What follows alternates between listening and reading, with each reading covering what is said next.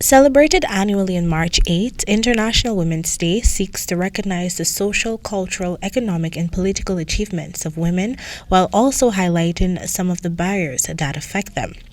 This year, the day will be observed under the theme Gender Equality Today for Sustainable Tomorrow. Break the bias. As expected, a number of pre-celebration events have been hosted locally to commemorate the day. So far, there has been a successful International Women's Day Expo by the Minister of Human Services and Social Security, Vidya Prasad, a Women's Day March by the First Lady Arya Ali, and a symposium and tea party by the women's arm of the People's National Congress Reform. The symposium, which was held at Kitty Georgetown on Sunday, saw the participation of a number of women who formulated discussions on matters such as decorum and health and well-being. Additionally, the importance of gender equality was discussed from a biblical perspective by Reverend VANESSA Austin. The Old Testament praises many women in leadership over men, including wives and mothers. It describes women in leadership with God's blessing and no hint that their gender should be disqualified. It is often said that if a woman is healthy, then the entire family is healthy.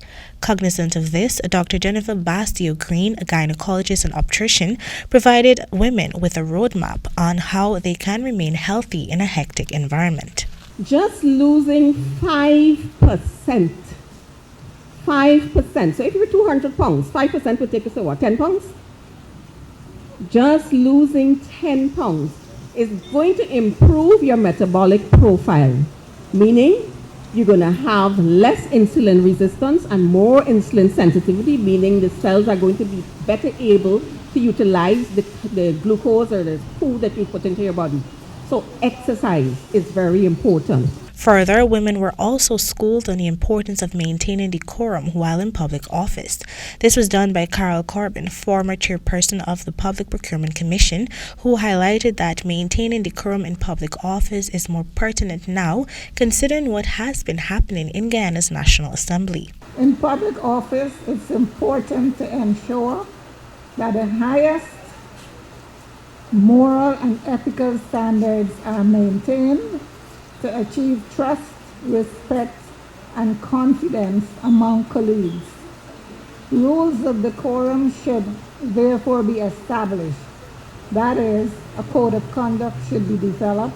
Meanwhile, the party also observed a morning of cultural presentation and informative discussions during the 12th Ghana Day celebration at the headquarters of the People's National Congress Reform in Sophia, Georgetown. During this celebration, PNCR's advisor, Valda Lawrence, recommitted her party to improving local communities. And we must promote those communities and make them resilient to the challenges.